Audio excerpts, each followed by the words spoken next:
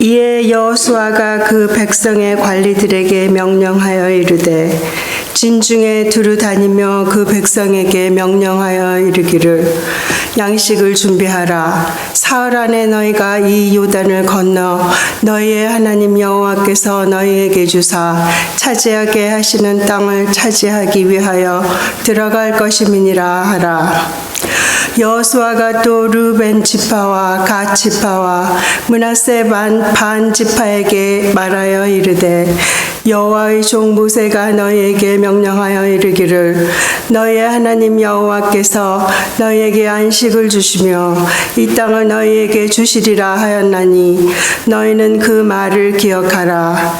너희의 처자와 가죽은 모세가 너희에게 준 요단 이쪽 땅에 머무르려니와 너희 모든 용사들은 무장하고 너희 형제보다 앞서 건너가서 그들을 돕되 여호와께서 너희를 안식하게 하신 것 같이 너희의 형제도 안식하며 그들도 너희의 하나님 여호와께서 주시는 그 땅을 차지하기까지 하라. 그리고 너희는 너희 소유지 곧 여호와의 종 모세가 너희에게 준 요단 이쪽 해돋는 곳으로 돌아와서 그것을 차지할지니라. 그들이 여호수아에게 대답하여 이르되 당신이 우리에게 명령하신 것은 우리가 다 행할 것이요 당신이 우리를 보내시는 곳에는 우리가 가리이다. 우리는 범사에 모세에게 순종한 것 같이 당신에게 순종하려니와 오직 당신의 하나님 여호와께서 모세와 함께 계시던 것 같이 당신과 함께 계시기를 원하나이다. 누구든지 당신의 명령을 거역하며 당신의 말씀을 순종하지 아니하는 자는 죽임을 당하리니 오직 강하고 담대하소서. 아멘. 아멘.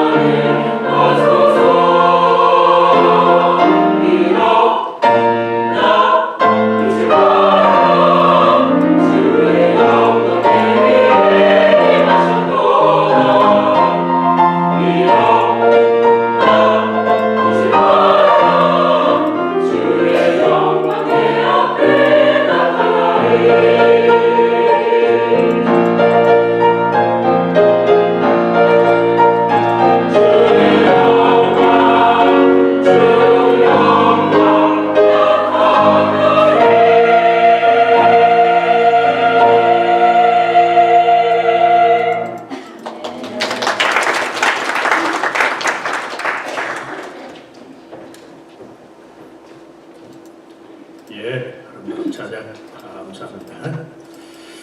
자, 우리 같이 읽을 말씀을 가지고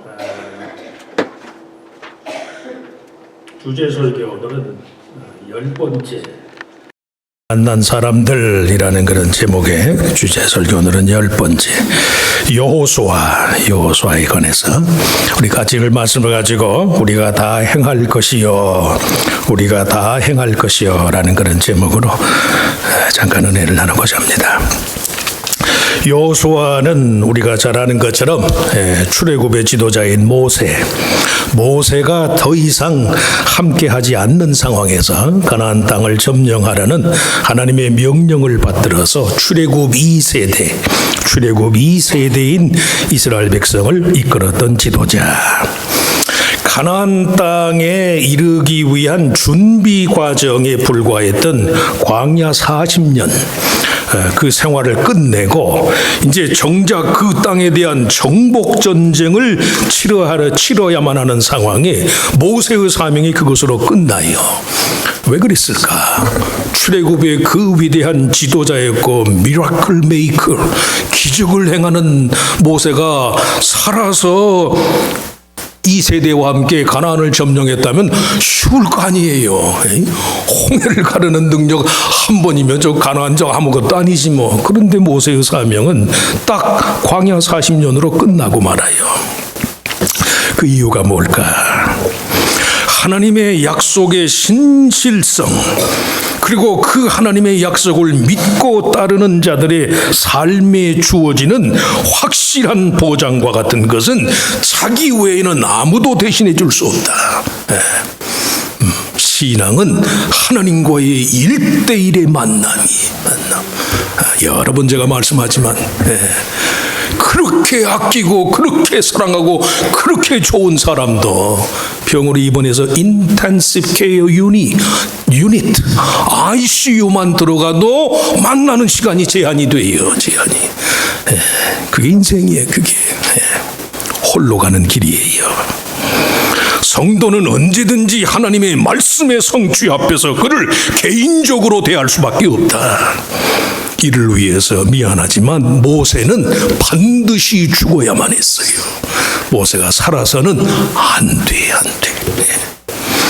무엇이든 하나님의 약속의 성취를 경험하는 데 따른 현실적인 상황의 어려운 점들에 대해 그것 자체가 하나님의 뜻과 계획의 일부입니다. 이런 믿음이 있어야만 돼요. 뭐 말하기 쉬운 것이지 말했으면 그렇게 하셔야 돼.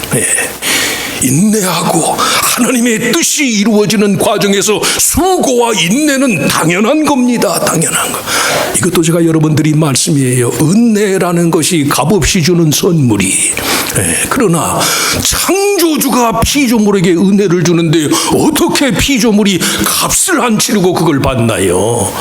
열심을 다해야죠. 열심을. 제가 옛날에 한국에서 모시던 목사님, 뭐 연세도 많으시고, 그 이제 교단의 어른이 되시니까 초찬 기도회가 되면 이제 청와대에서 이렇게 연락이 와서 가세요. 근데 그 연세에도 다듬고, 평소에 교인들 대할 때는 안 그러시더라고. 다 초찬 기도 한번 청와대 한번 들어가려면 뭐 옷을 다듬으시고 그러고 들어가죠. 이 세상에서 일개 대통령 한 사람이 식사 초대를 해도 그렇게 난리법석이에요. 하물며 피조물이 창조주 하나님을 대하는데 하나님 주위의 구원이 이루어지는 과정에서 내 삶의 인내와 고생과 희생은 당연합니다. 나는 그걸 믿습니다. 아멘으로 받아들입니다. 이런 믿음이 있어야지요. 그래서 모세는 반드시 죽어야만 했다니까요. 여호와의 종 모세를 뒤이은 모세의 시종 눈의 아들 여호수아라는 이 칭호는 그 두 사람 모두 하나님의 말씀 자체의 신실성과 비교되는 성실한 일꾼이었다. 여호와의 종 모세의 시종 눈의 아들 여호수아. 모세가 여호와 하나님께 신실하여 출애굽의 과업을 이룬 것처럼 여호수아 또한 모세에게 신실하여 가나안 정복의 과업을 이룩할 수 있었어요. 신적인 성실함이건 인간적 성실함이건 간에 한결같은 마음 자세로 한 가지 목적과 뜻을 위해 봉사하고 섬기는 자의 삶 속에 하나님의 약속이 성취되는 법이에요. 그래서 하나님이 하나님, 두 님이 아니야, 두 님. 하나님은 한 분이시거든. 영원부터 영원까지 하나님은 한 분이세요.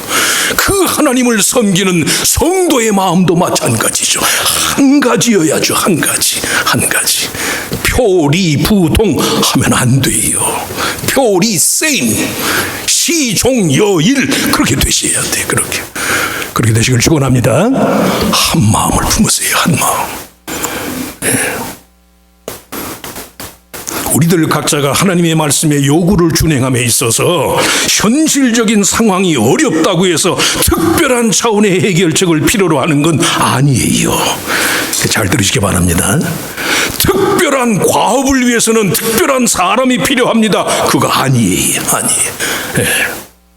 일상의 일들을, 사소한 일들을 아주 특별한 마음가짐으로 감당하는 사람을 통해서 하나님이 위대한 일을 행하게 하시는 거예요.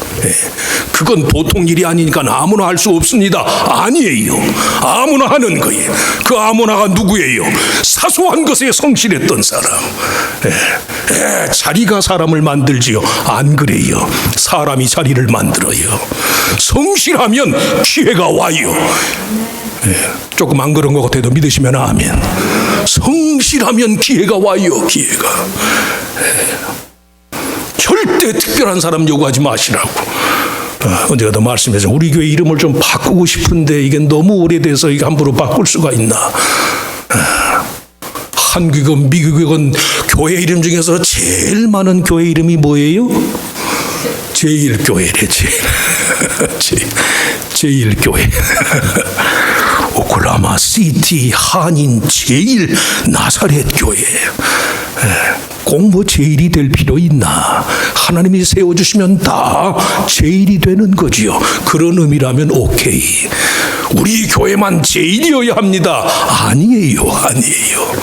하나님 나라를 위해서는 내가 말째가 되겠습니다. 내가 맨 마지막이 되겠습니다.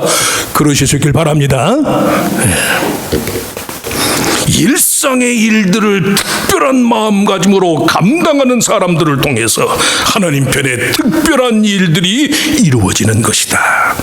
많이 주저하고 망설였을 여호수아를 향하여 내가 모세에게 말한 바와 같이 물은 너희 발바닥으로 밟는 곳을 내가 다 너에게 주었노니 그렇게 하나님이 여호수아를 달래요.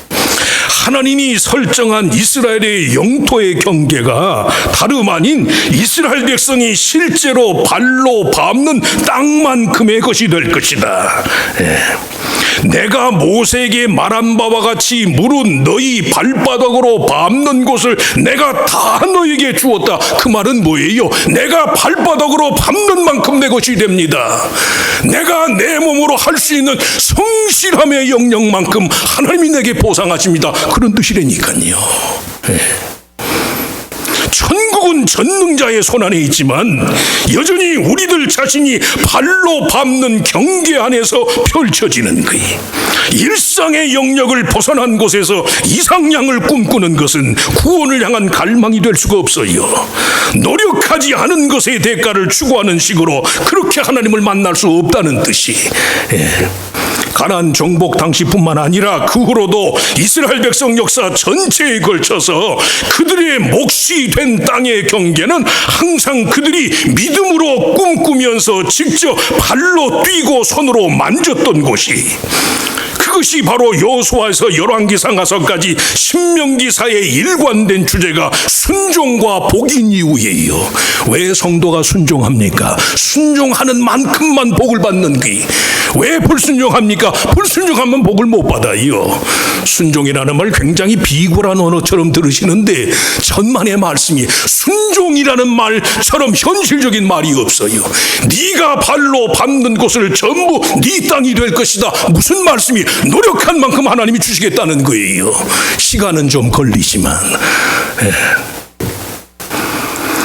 이스라엘이 여호와의 말씀에 순종하는 만큼 그들의 삶 속에서 하나님의 약속이 성취가 되는 거예요. 언약은 다 받아요. 언약은 열린 거예요. 그러나 복은 제한적일 수밖에 없어. 왜? 순종이 조건이니까. 기분 나쁘지만 믿으시면 아멘. 내가 순종하는 만큼 복을 받을 줄 믿습니다. 해보세요. 딱 그만큼이에요. 그만큼. 하나님이 지혜롭고 너그러우신 분이지만 어리석지는 않으세요. 이것도 해보세요. 하나님은 지혜로우시지만 어리석지는 않습니다. 순종하지 않는 사람에게 복을 줄 리가 없어요. 만일에 그런 복을 받았다면 그 사람은 그 복이 아니라 저주의 저주. 여호수아를 통해 전달된 여호와 하나님의 명령이 백성의 관리들을 통하여 모든 백성에게 전달되는 과정에서 참으로 일사불란한 형태를 띠고 있다. 이것이 오늘 말씀이 주는 교훈이. 앞서 말씀한 신명기에서 열왕기 하서까지 이르는 구약의 신명기 역사 자체가 타락한 이스라엘 왕조를 교화하기 위한 목적의 기록이기 때문에 여호수아 당시 가나안 정복이라는 전 민족적인 과업이 다름 아니라 하나님의 음성에 대한 올바른 전달과 백성의 순종 위에서 이루어졌다. 이것이 성경의 역사가 주는 교훈이에요. 교훈. 하나님은 전능하신 분이지만 그 전능하신 하나님의 역사가 인간의 사실적이고 현실적인 순종의 토대에서 이루어지더라. 그게 성경 역사의 차이점이에요. 차이점.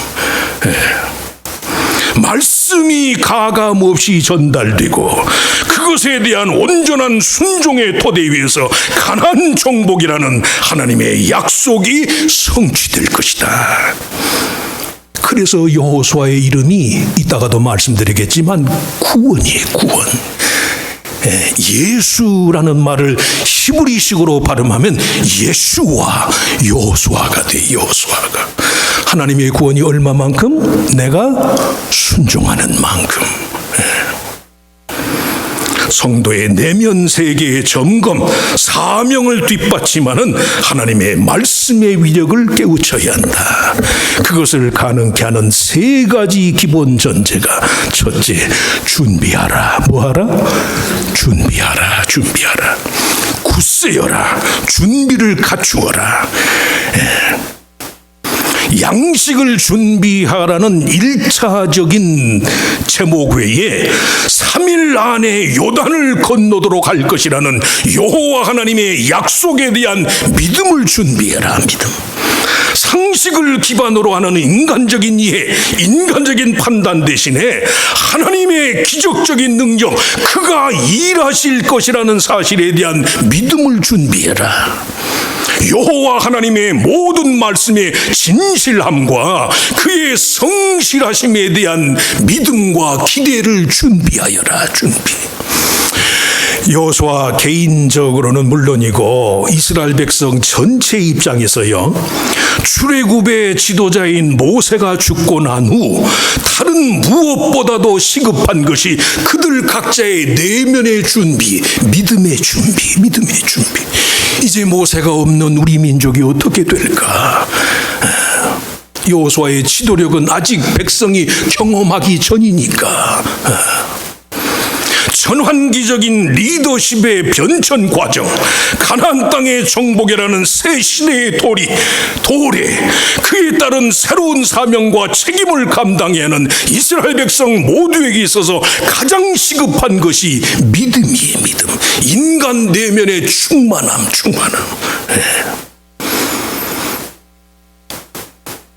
죄의 형벌인 죽음이라는 본질적인 소외감과 허탈함을 안고 사는 인간의 특성을 메꿀 수 있는 다른 여지가 없어요. 절대자 하나님의 신실하심, 세상의 주인이신 창조주 하나님은 자신이 말씀한 대로 반드시 이루시는 분이시다. 그 하나님의 진실하심과 성실하심을 삶의 토대로 삼는 믿음 외에는 죄의 영향력 안에서 태생적으로 분리와 소외감을 걷는 인간성의 한계를 넘어설 수가 없다는 말씀이에요. 그래서 반드시 인간이 살기 위해서는 믿으셔야 돼요. 살기 위해서는 뭐 하셔야 돼요? 누구를 믿으셔야 돼요? 하나님을 믿으셔야 돼요. 하나님을. 인간을 정말로 강하게 하는 것이 하나님께 대한 믿음이에요. 그를 향한 믿음이 있어야만 사람이 다른 사람들에 대한 믿음의 여지가 작용을 해요.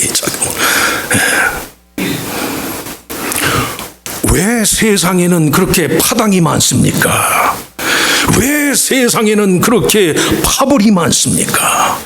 어제의 적이 왜 오늘은, 어제의 동료가 오늘은 왜 적이 되고, 어제의 적이 왜 오늘은 동료가 됩니까? 사람들의 마음이 너그러워서 그렇지, 이해력이 풍부해서 그렇지, 관용이 많아서 그렇지, 천만만만의 말씀이 믿지를 못해서 그래요. 믿지를 못해서.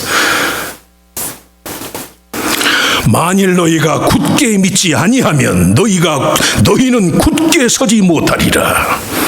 하나님의 성실성을 믿지 않고는 인간은 스스로 굳세어질 수가 없는 존재란 말씀이에요. 그래서 항상 믿음을 준비하셔야 돼요.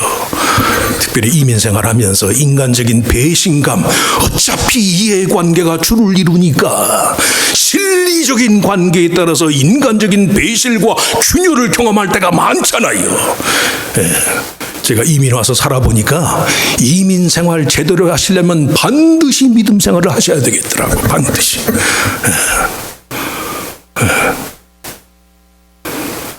뿌리가 없잖아요. 일단 기반이 없잖아. 그런 어떻게 전부 실리적인 관계죠. 표피적인 관계. 한 푼이라도 나에게 이익이 되는 관계. 어쩔 수 없어. 어쩔 수 없어. 이런 관계에서 제대로 살아남고 이런 관계에서 정말로 견고한 사람이 되기 위해서는 하나님은, 다른 사람은 모르지만 하나님은 당신이 말씀한 대로 반드시 이루십니다. 이 믿음을 준비하시길 축원합니다. 항상 준비하세요. 항상. 아픔이 있고 불신앙의 이유가 많을수록 더 하나님께 대한 믿음을 준비하시라고. 하나님은 믿을 만한 분입니다. 하나님의 말씀은 반드시 이루어집니다. 세상의 주인은 하나님입니다. 하나님. 성경에 철철이 쓰여진 말씀이 인생은 나그네다. 나그네. 절대 인생은, 인간은 세상의 주인이 아니다. 준비하라. 둘째는 기억하라. 뭐하라? 기억하라. 루벤 지파, 갓 지파, 그리고 므낫세 반 지파에게 명한 명령의 내용은 모세를 통해서 전해들은 약속의 말씀. 이 땅 가나안을 기업으로 주실 것이다. 이 세 지파의 경우 특별히 자신들의 소유가 많은 가축과 처자의 존재로 인해서 여호와의 명령을 실행하기가 어려웠어요.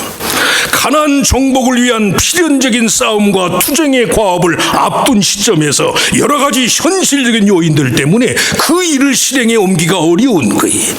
그럼에도 불구하고 그 백성의 안식은 사명을 감당하고 그 기업을 차지하기 위한 의지적인 노력에 달려있다. 너희의 형제보다 앞서 건너가서 그들을 돕되. 오늘 14절 말씀에 그래요. 방금 말씀한 것처럼 루벤 지파, 갓 지파, 므낫세 반 지파가 남다른 사명과 책임을 감당해야 할 자로서의 도리를 보여주는 거예요. 하나님이 이스라엘 백성 모두의 기업으로 허락한 가나안 땅을 차지하는 일과 관련해서 이스라엘 백성 전체의 운명 공동체적인 특성을 일깨워줘요. 세 지파가 자신들의 처지가 여의치 않아서 요단강을 건너는 대신에 요단 서편에서 지내야만 한다면 그 기회 또한 다른 지파들과 함께 가나안 정복의 사명을 다 감당한 후에 하나님이 새로운 기회를 주실 것이다. 그게 하나님의 뜻이. 사람마다 다 자기중심적이니까 자기 처지에 대한 동정과 연민이 그게 죄성의 본질이에요. 이기심은 다 사람 마음속에 있으니까 내 처지가 이러니까 도저히 함께 할 수 없습니다. 가축이 많고 처자가 많아서 우리 지파는 움직일 수가 없습니다. 하나님은 이스라엘 12지파에게 반드시 처음부터 그렇게 말씀했거든요. 가나안 땅에 대한 정복이 끝난 후에 내가 너희에게 안식을 줄 것이다. 요단을 건너기를 주저하는 이 세 지파의 경우에 굳이 전쟁을 무릅쓸 필요가 없을 것이라고 생각한 이유는 그들 힘으로 안식의 기준을 고안하였기 때문에 이스라엘 12지파 모두가 각기 자기 기업의 땅을 차지한 후 비로소 하나님의 안식이 주어질 것이라고 처음부터 하나님이 말씀했는데 아직 지파별로 생존의 기반이 마련되지도 않은 상태에서 자신들의 형편만을 돌아본 이 세 지파는 다름이 아니라 그들 자신의 기억력의 타락을 초래했단 말씀이에요. 자신들의 처지와 목축, 소유물들을 돌아보고 지켜야 하는 만큼 다른 지파 공동체의 처지도 마찬가지였다. 그래서 사람이 기억력이 하나님 앞에 기억이 깨끗하고 기억이 정직해야 된다니까요. 화장실 들어갈 때하고 나올 때 마음이 바뀌면 안 돼요. 어려운 시절 하나님이 나를 도와주셨습니다. 이미 나서 그 힘들고 어려운 시절 하나님을 붙들고 내가 그 어려움을 이겼습니다. 그럼 지금도 그래야지. 지금도 그때는 뭐 내가 어려웠을 때고 지금은 뭐 그러다가 큰 코 다쳐요. 그러지 마시길 바랍니다. 한결같은 마음, 한결같은 마음 기억하라. 하나님, 인생의 주인은 하나님이십니다. 나는 나그네입니다. 서로 하나님이 나에게 아무리 많은 것을 주셨다 할지라도 이것은 다만 관리의 대상에 불과할 뿐입니다. 이것의 진정한 주인은 하나님이십니다. 하나님.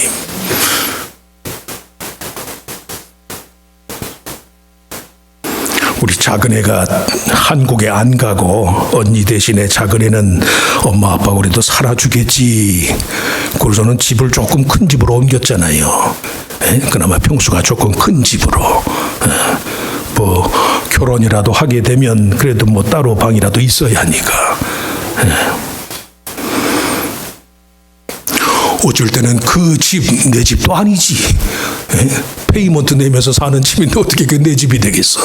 이야, 어쩔 때는 집 평수 조금 넓어졌다고 마음이 거만해지려고 하더라니까요. 여러분 말고 내가 솔직한 얘기를 하는 거예요. 조금 집 평수 넓어졌다고 마음이 거만해지려고 그래.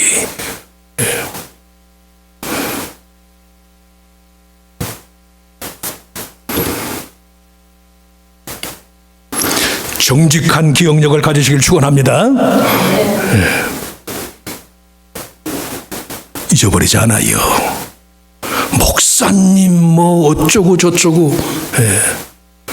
미국 와서 화장실 변기통에 안 뚫어지는 화장실 뚫으려고 고무장갑 끼고 손을 한번 집어넣고 놨더니 목사는 무슨 마음이 정직해야지.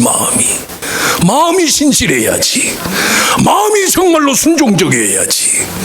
그까지 렛데리가 무슨 의미가 있어요. 깨끗한 기억력, 겸손한 기억력. 학위를 받았을 때나 학위를 못 받았을 때나. 미국 가서 애들 다 나라에서 주는 거 먹여 살려놓고서는 그러고서는 애들 키우는 한국 가가지고 뭐 반미가 어쩌고. 앞뒤에 맞는 소리를 좀 해라. 앞뒤에 맞는 소리. 어려운 시절 큰 나라 와서 도움 받았으면 감사해야지. 감사. 저들이라고 하는 얘기. 그런 유혹이 많으니까. 대학 때 데모하다가 한 학기 올 F를 맞았어요.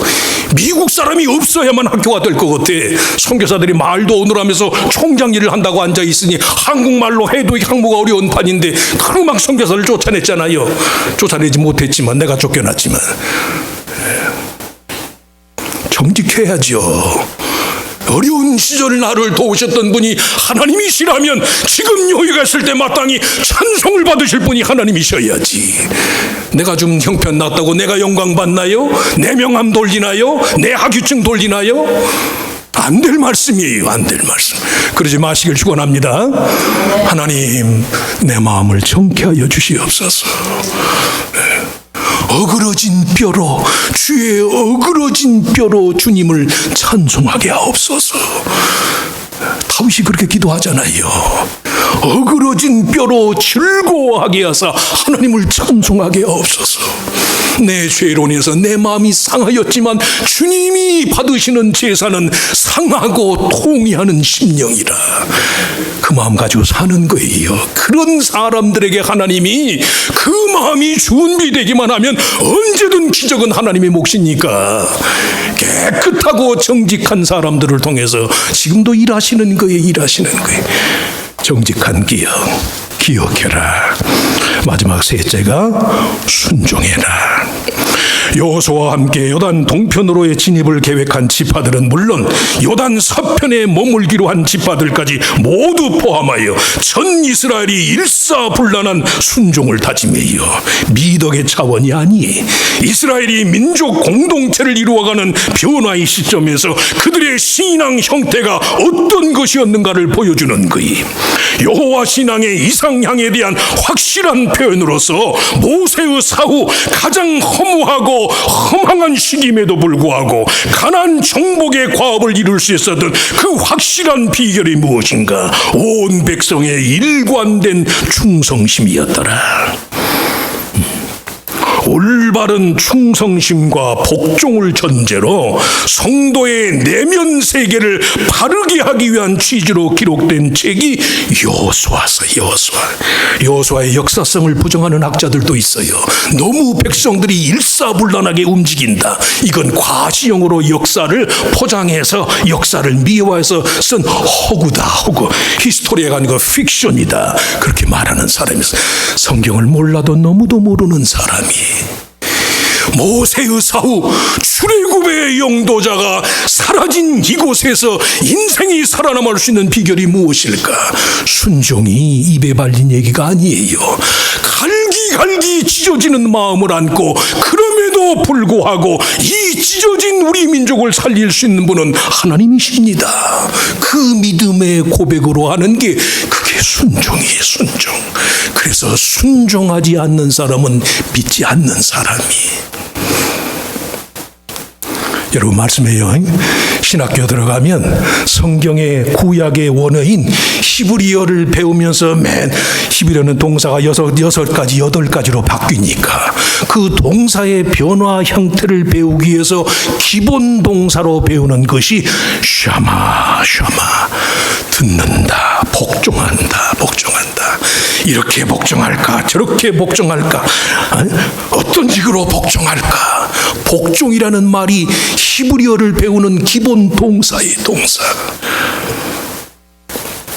이 책의 주인공인 여호수아는 이스라엘 역사상 가장 격동의 시기를 지나는 동안 누구보다 자신의 내면 세계를 바르게 한 사람이, 이스라엘의 가나안 정복 역사에 관한 기록을 통한 교훈은 달리 말해서 여호수아의 바른 내면 세계가 주는 교훈이 그의 순종의 의지를 저와 여러분이 거울로 삼아야 돼요. 그래서 여호수아의 이름 자체가 예수의 이름에 대한 히브리식 발음이라니까. 예슈와. 그 이름의 뜻이 가장 잘 나타나 있는 것이 그의 명령을 따르고자 한 백성의 순종, 충성 서약이에요. 오늘 본문 16절에서 18절 성경책을 다 한번 피시고 16절에서 18절 우리 같이 합독함으로 설교를 마치겠습니다. 여호수아서 1장 16절 16절에서 18절 시작. 그들이 여호수아에게 대답하여 이르되 당신이 우리에게 명령하신 것은 우리가 다 행할 것이요 당신이 우리를 보내시는 곳에는 우리가 가리이다. 우리는 범사에 모세에게 순종한 것 같이 당신에게 순종하려니와 오직 당신의 하나님 여호와께서 모세와 함께 계시던 것 같이 당신과 함께 계시기를 원하나이다. 누구든지 당신의 명령을 거역하여 당신의 말씀을 순종하지 아니하는 자는 죽임을 당하리니 오직 강하고 담대하소서. 모세와 여호수아를 인간으로만 비유를 해서 이걸 인간의 대상으로 삼게 되면 신앙의 삶이 왜 이렇게 비굴합니까? 그럴지 몰라요. 그러나 이 대상을 하나님으로 삼는다면 인생이 살 수 있는 유일한 비결이 이미 말씀한 것처럼 죽는다는 이유만으로도 인생은 허무하고 허망해요. 죄의 형벌인 죽음의 사망의 멍에를 안고 사는 인생이 그 내면을 바르게 하고 정직하게 할 수 있는 건 다른 게 없어. 다른 게 하나님께 대한 순종이. 하나님은 진실합니다. 사람은 거짓되지만 하나님은 의로우십니다. 하나님은 말씀하신 바를 반드시 이루십니다.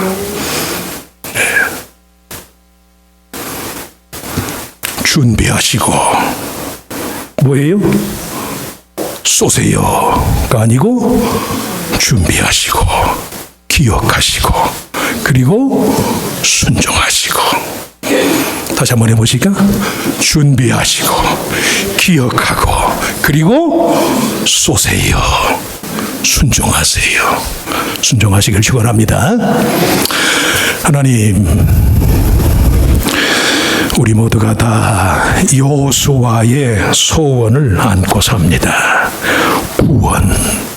하나님, 나를 구원하여 주시옵소서. 하나님, 내 가정을 온전케 하시옵소서. 하나님, 내 자녀를 바르게 하시옵소서. 하나님, 우리 교회를 세워주시옵소서. 내 자녀들을 잘 되게 해주시옵소서.